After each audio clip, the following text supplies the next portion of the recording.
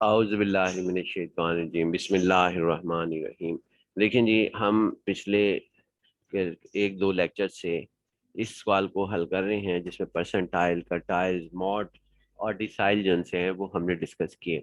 अगर आपने पहले लेक्चर नहीं लिए तो वो आप पहले ले लें। फिर आज हम जो डिस्कस करेंगे वो हम डिस्कस करेंगे परसेंटाइल, यानी कि परसेंटाइल किस तरीके से मालूम किया जाता है। तो परसेंटाइल मालूम करने के लिए हमें यानी P74, यहाँ पे इस सवाल के मुताबिक हम P74 जो है वो हम मालूम करेंगे। लेकिन ये ज़रूरी नहीं है कि आपके पास क्या कहते हैं P74 ही मालूम करने को कहा जाए। आपको इसके अलावा P63, P1, P up to P99, यानी P1 से लेकर P99 परसेंटाइल तक हम इसको डिस्कस कर रहे हैं, जो कि जनरलाइजेशन हमारे पास होगी। तो इसके अंदर जो डाटा आपको दिया गया है वो हमारे पास इस तरीके से है कि इसमें आपके पास क्या कहते हैं एक दो कॉलम दिए जाएंगे, यानी दो कॉलम जो हैं वो आपके पास यहाँ पर दिए जाएंगे। एक में यानी क्लास इंटरवल्स होंगे और दूसरे के अंदर आपके पास क्या कहते हैं फ्रीक्वेंसी होगी। जैसा कि ये देखें, ये हमारे पास क्लास इंटरवल्स हैं, ये क्वेश्चंस का हिस्सा होंगे और दूसरा हिस्सा जो होंगे वो फ्रीक्वेंसी होगी आपके पास, और ये फ्रीक्वेंसी हमारे पास ये होगी। ये क्वेश्चंस के अंदर गिवन होंगे।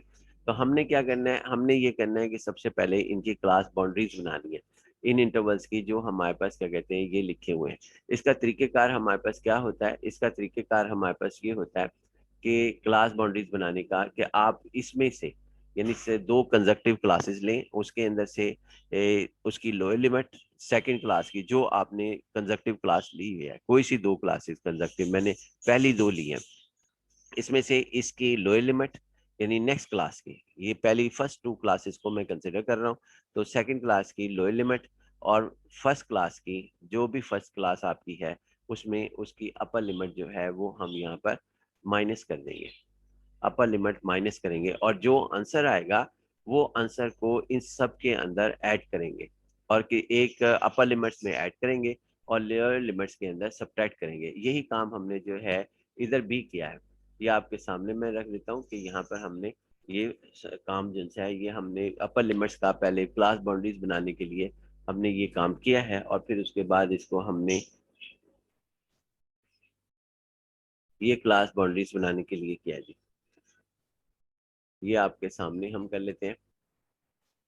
ये हमारे पास के ये फर्स्ट क्लास की नहीं, सेकंड क्लास की लोअर लिमिट वो आपके पास पहले लिखी जाएगी इस फार्मूले के अंदर। ये फार्मूले में थोड़ा सा प्लस माइनस का मसला आ गया कि हम जो है इसके अंदर ये लिखेंगे, लेकिन मैं इसको सही कर लेता हूँ पहले, यानी कि आने चाहिए लोअर लिमिट, इसको हम प्लस कर देते हैं और दूसरी को माइनस कर देते हैं। इसी तरह ये हमारे पास प्लस हो जाएगी क्योंकि अभी हमने मालूम किया कि जो सेकंड क्लास की अपर लिमिट है वो 0.7314 है और इसको हम माइनस करेंगे। जब हम इसको माइनस करेंगे तो आंसर जो होगा वो हमारे पास ये आ जाएगा 0.0005, यानी 0.0005 या इसको 5 मल्टीप्लाई 10⁻⁻⁴ करेंगे। अब हमने ये करना है कि जो भी इंटरवल्स हमें दिया गया है और उसकी क्लास बाउंड्रीज नहीं बनी, यानी क्लास बाउंड्रीज से जो मौजूद नहीं है, तो हमने सबसे पहले उसको जो है फाइंड आउट करना है। करने के लिए सबसे पहले जी हम यहाँ पे इसमें ये देखें जी, हमने यहाँ पर इसके अंदर 0.0005 को हमने इस हिस्से में ऐड किया, यानी इस हिस्से में ये क्लास बाउंड्रीज क्यों बन रही हैं, इसकी वजह क्या है, इसमें सबसे पहले तो हम ऐड कर लेते हैं फिर वजह भी डिस्कस कर लेते हैं। जब हमने 0 पॉइंट इसके अंदर ऐड किया 0.0005 तो आंसर जो था वो हमारे पास ये आया। इसी तरह ये सब में हमने ऐड किया और जब हमने फॉर एग्जांपल 0.7323 में ऐड किया हमने इसके अंदर 0.0005 में, तो आंसर ये आया। यानी ये सारे आंसर जो से हैं इस कॉलम्स के अंदर जो हमने ऐड किए थे, इस सारे कॉलम्स के अंदर ऐड किया हमने, तो आंसर जो थे वो ये हमारे पास आ गए और अपर लिमिट ये बन गई। इसी तरह फिर हमने इसके अंदर यानी ये आपके पास इसमें 0.7312 इसमें जब ऐड किए सब्ट्रैक्ट करेंगे, इसमें सब्ट्रैक्ट किया, क्या सब्ट्रैक्ट करने हैं 0.0005, तो ये आपके पास ये आंसर आया। इसी तरह जब हमने इसमें सब्ट्रैक्ट किया 0.7314, तो इसके अंदर आपके पास ये आंसर आया 0.0005। और फिर उसके बाद इसी तरह सब में सब्ट्रैक्ट किया, और लास्ट वाले को देख लेते हैं। आप कैलकुलेटर से वेरीफाई कर लीजिएगा, 0.7324 माइनस 0.0005, तो आंसर ये था। तो इसके अंदर हमारे पास क्या कहते हैं, ये क्लास बाउंड्रीज बन गई। जब भी आप परसेंटाइल, डिसाइल, कर्टाइल्स यानी Q1, Q2, Q3 और D1, D2 up to D9 और P1, P2, P3 up to P99 मालूम करना चाहेंगे, तो सबसे पहले हमें क्लास बाउंड्री जो सी है वो लाजमी तौर पर हमें बनानी पड़ेगी। तो लिहाजा क्लास बाउंड्रीज आपने सबसे पहले बनानी है। सेकंड ये कि हमें ज़रूरत क्यों पेश आती है, इसकी वजह ये है कि इसको देखें कि 0.7313 है, और यहाँ जो स्टार्ट हो रहा है वो किसी और पॉइंट से स्टार्ट हो रहा है, यानी यहाँ 0.7313 से स्टार्ट हो एंड हो रहा है। तो नेक्स्ट भी जो है वो इससे एंड हो 0.7313 से अगर ये स्टार्ट होता तो ये क्लास बाउंड्रीज होती, वरना 0.7314 से हमारे पास स्टार्ट हो रहा है, तो लिहाजा नेक्स्ट पॉइंट से किसी और पॉइंट से स्टार्ट हो रहा है। यानी अगर कोई क्लास इंटरवल का एंड, यानी ये क्लास इंटरवल है 0.7312 से 0.7313, ये किसी भी क्लास इंटरवल का जो अपर लिमिट है वो आपके पास कुछ और हो, और नेक्स्ट क्लास की जो लोअर लिमिट है वो कोई डिफरेंट हो। ये यहाँ पे 0.7314 है, डिफरेंट है 0.7313 से, लिहाजा इसकी क्लास बाउंड्रीज बनेगी। लेकिन अगर डिफरेंट ना होता, यानी यहाँ पर भी जो है आपके पास एक क्लास की एंड यानी अपर लिमिट 0.7313 है, तो नेक्स्ट क्लास की भी जो लोअर लिमिट है वो 0.7313 हो, तो उस सूरत हाल में हमें क्लास बाउंड्रीज बनाने की जरूरत नहीं है।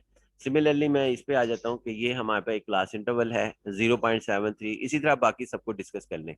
0.7322 से 0.7323, इसके अंदर एंड जौन सा हो रहा है वो इस क्लास का 0.7322 से 0.7323 का एंड हो रहा है 0 पॉइंट, यानी इसकी अपर लिमिट है 0.7323।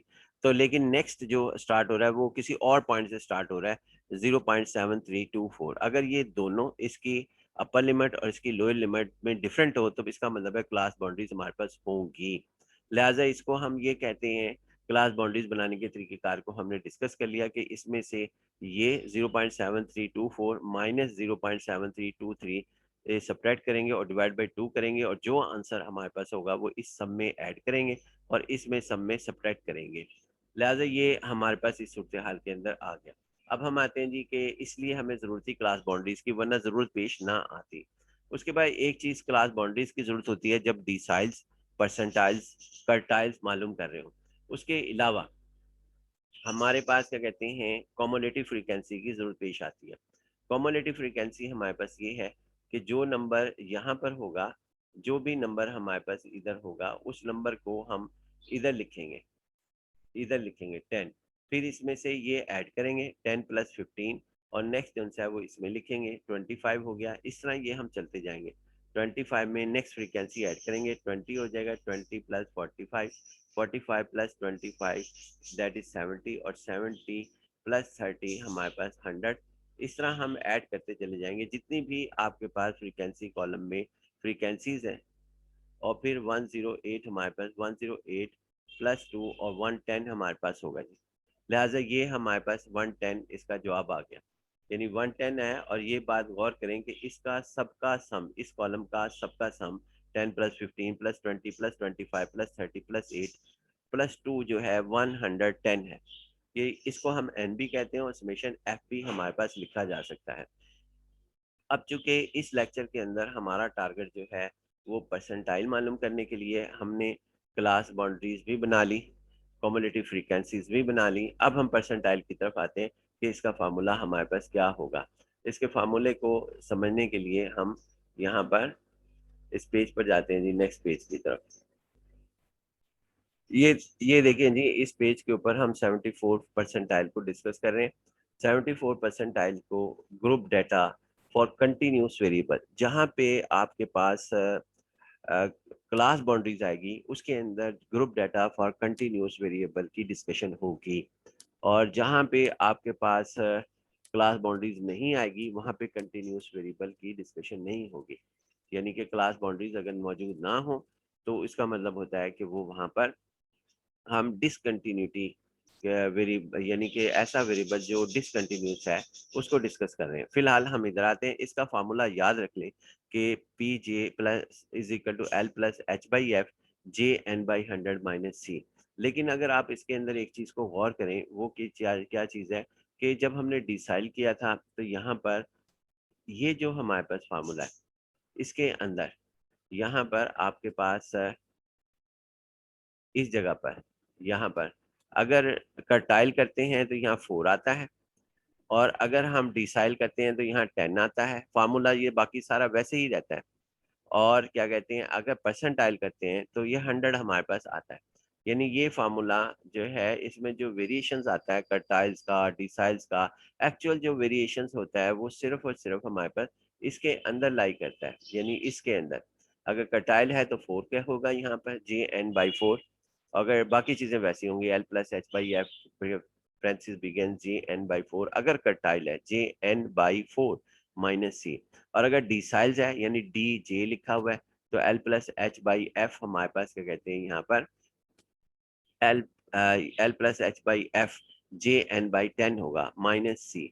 यानी ये हमारे पास होगा अगर डी साइल है, डी जे है। फिलहाल ये परसेंटाइल्स है।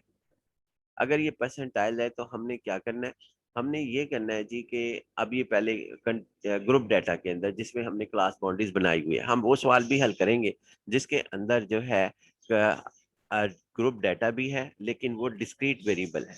वो सवाल भी इंशाल्लाह हम आपके साथ डिस्कस करेंगे। इसलिए मुझे ये बार बार कहना पड़ रहा है कि हम कंटिन्यूस ग्रुप डाटा डिस्कस कर रहे हैं।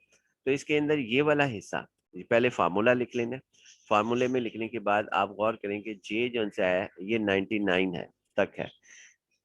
आपने अगर P74 पढ़ना है तो जे की वैल्यू 74 होगी। और इसके अंदर हमने ये फार्मूले लिखकर दिखाए हैं कि जे को आप 1 रखेंगे तो आपके पास ये फार्मूला हो जाएगा 1 परसेंटाइल का।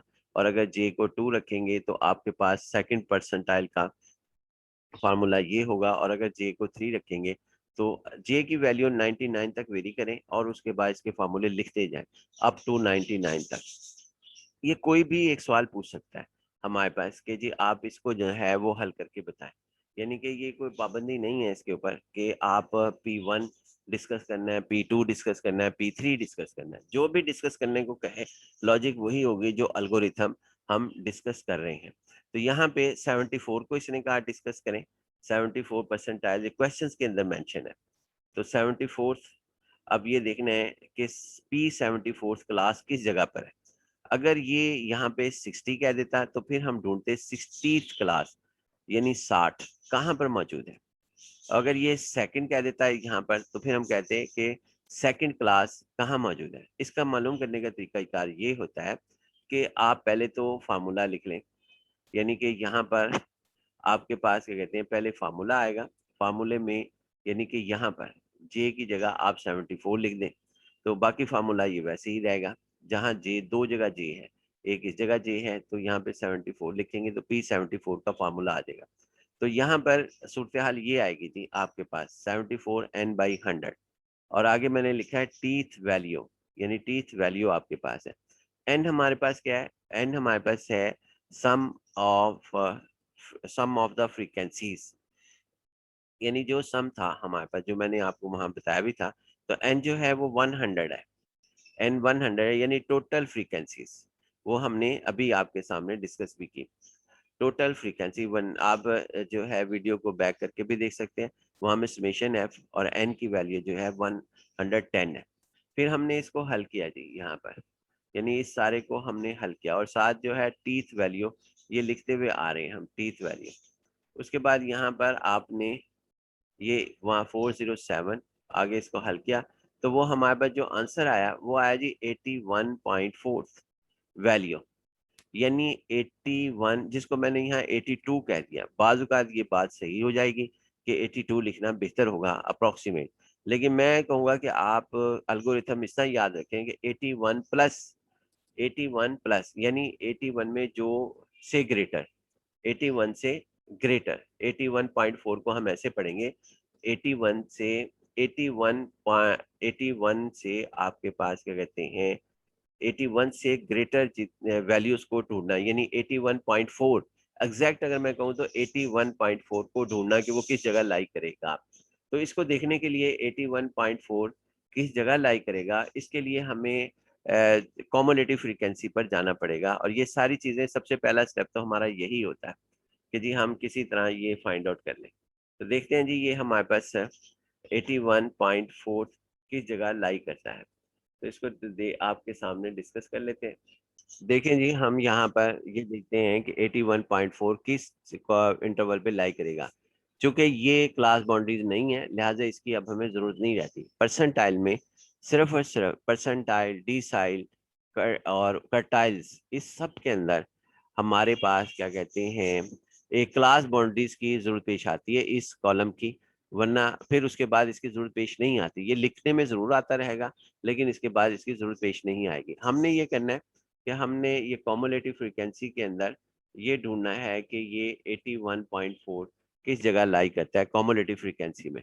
तो हम देखते हैं कि 10, ज़रा इस पॉइंट को भी गौर से देख लें कि अगर हमारे पास 10 है तो 10 से ग्रेटर हमारे पास कौन कौन से होंगे जी इसके अंदर। 10 से ग्रेटर हमारे पास होंगे इसमें 10 से ग्रेटर हमारे पास होंगे, यानी आपके पास होगा 11 आपके पास 11, 12 और उसके बाद इसमें आएंगे 11, 12 अप टू 25 इस क्लास में होंगे। इस क्लास में ये हमारे पास होगा। इसमें इस कॉलम की भी जरूरत पेश हमारे पास देख लेते हैं अभी। अच्छा, उसके बाद 25 से ग्रेटर यानी 26, 27 अप टू 45, 26, 27, 28, 29 अप टू 45 वो इस क्लास इंटरवल में आएंगे। और फिर उसके बाद 45 से ग्रेटर और अप टू 70, 46, 47 अप टू 70 आपके पास इस क्लास इंटरवल में आएंगे। इसी तरह हम ढूंढने हैं 81.4, उसके बाद 70 से ग्रेटर, दैट इज 70 इंक्लूड नहीं है, 71 ग्रेटर का मतलब उससे आगे 71, 72, 73, 74 अप टू जो है 100, 71 से लेके अप टू 100 इस क्लास के अंदर मौजूद होंगे। तो 71 में को जब हम काउंट करते हैं 71, 72, 73 अप टू, तो 81 भी आएगा। फिर उसके बाद क्योंकि ये कंटिन्यूस है तो 81.4 भी इसमें आएगा। 81.4 81.4 इस क्लास इंटरवल के अंदर हमारे पास आएगा। इसका मतलब क्या हुआ? इसका मतलब ये हुआ कि ये वो क्लास है जिसको हमने ढूंढना था, यानी कि इस क्लास के अंदर हमारे पास क्या कहते हैं, ये हमने इसको ढूंढ लिया कि ये क्लास हमारे पास है, ये वो क्लास है जिसको हम P74 कहेंगे। इसको हम P74 हम यहाँ पर कहेंगे। तो P74 यहाँ पर इसमें लाई करेगा। P74 P74 और इसमें आपके पास L क्या होगा? L हमारे पास होगा जी इसके अंदर L की वैल्यू हमारे पास होगी, L ये होगा हमारे पास लोअर लिमिट इसकी, यानी ये हमारे पास L इज इक्वल टू 0.73195। और C क्या होगा? C जो आपकी 74th क्लास है, इसका नाम है 74th class, 74th percentile class, 74th percentile class. इससे पीछे यानी इस क्लास से पीछे जो भी कॉमुलेटिव फ्रीक्वेंसी होगी जो कि 70 है, इसका नाम C होगा। ये हमारे पास C है 70। 70 हमारे पास मौजूद है। अगर ये 10 हो जाता है, मिसाल के तौर पर 10 को कोई ऐसा सवाल होता है जिसमें ये क्लास परसेंटाइल क्लास जो है वो 10 आ जाती, तो फिर 10 से पीछे वाली फ्रीक्वेंसी 0 होनी थी सी की हमारे पास। उसके बाद आते हैं जी, हम फिलहाल इसके अंदर आते हैं आगे। C की वैल्यू 70 होगी। H क्या होगा? 0.73215 माइनस 0.73195, ये हमारे पास होगा। और F क्या होगा? F हमारे पास 30 होगा। F जो होगा वो हमारे पास 30 होगा। इन तमाम वैल्यूज को हम जो है इस फार्मूले के अंदर सब्स्टिट्यूट कर देंगे। यहाँ पे हमने उन तमाम वैल्यूज को रखा और क्लास इंटरवल हमने लिखी कि जी 81.4 जो है वो लाई करता है 0.73195 से 0.73215 के अंदर। यानी ये वैल्यू 81.4 जैसा कि अभी आपके साथ डिस्कस किया। इसमें एल की वैल्यू हमने ये लिख दी और उसके बाद एफ हमने बता दिया था कि 30 है, जो इस इंटरवल के सामने यानी 0.73195 से 0.73215 के सामने जो फ्रीक्वेंसी का कॉलम था उसमें एफ की वैल्यू 30 है। और उसके बाद कॉमुलेटिव फ्रीक्वेंसी से C70 फाइंड आउट किया हमने इस क्लास की से प्रीसीडिंग कॉमुलेटिव फ्रीक्वेंसी जो थी वो C70 थी। उसके बाद फिर हमने यहाँ पे इन सब 74 n बाई 100 n की वैल्यू 110 रखने के बाद 81.4 आई हमारे पास, और ये n इज इक्वल टू 110 लिखा हुआ है। उसके बाद आगे इन सब की वैल्यूज इसके अंदर रखी, l की वैल्यू 0.73195 प्लस h की वैल्यू आपके पास हमने इसमें से 0.73215 माइनस 0.73195 किया हमने, तो ये 0.0002 और f जो है वो हमारे पास 30 हो गया। और ये इसका आंसर हमने पहले ही मालूम कर लिया था 81, ये क्या हुआ, ये यहाँ पर क्या हुआ है, इसका आंसर 81.4, तो 81.4 हमने यहाँ पे लिख दिया और उसके बाद c की वैल्यू जो है वो 70 रख दी, यानी c, और इसको हल किया तो ये हमारे पास इसका आंसर आ गया।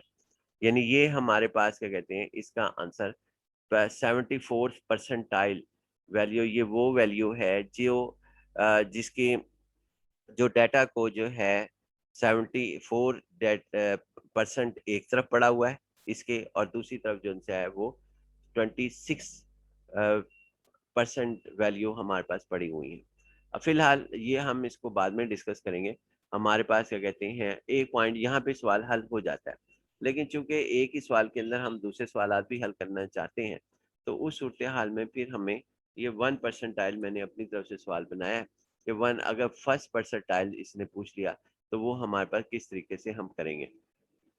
तो सबसे पहले तो हम ये करेंगे कि इसका फार्मूला क्या हमारे पास होगा। तो फार्मूला हमारे पास हमने पहले भी लिखा था कि फार्मूला जो है वो हमारे पास ये बनता है, इसमें जे की जगह 1 लिख देंगे और इस जे की जगह जो है वो हमारे पास 1 लिख देंगे, तो P1 हमारे पास हो जाएगा जी। P1 लिखेंगे तो इसके अंदर फार्मूला ये बन जाएगा आपके पास, इसमें इसमें 1n/100, बाकी सारा टेबल वैसे ही है जैसे हम पहले हल कर रहे थे। अब 1n/100 में n की वैल्यू जो है कॉलम वही रहेगा, n की वैल्यू जो है वो आपके पास क्या कहते हैं 110 है। इसको जब हमने हल किया तो इसका आंसर जो था वो आपके पास, यानी n की वैल्यू 110 रखी और इसको हल किया हमने तो 1.1 इसका आंसर आ गया, यानी 1 से 1.1 वैल्यू। अब ये ढूंढना है कि 1.1 वैल्यू जो सी है वो किस जगह पर लाई करती है हमारे पास। तो इसको ढूंढने के लिए हमें दोबारा इसके अंदर करना पड़ेगा, जो कॉलम हमने लिखा है उसी, यानी जो सवाल है उसी सवाल में जाना पड़ेगा, चाहे हम P74 मालूम कर रहे हो या P1 मालूम करें या P2, हर एक के अंदर हमें इसी तरह काम करते हैं।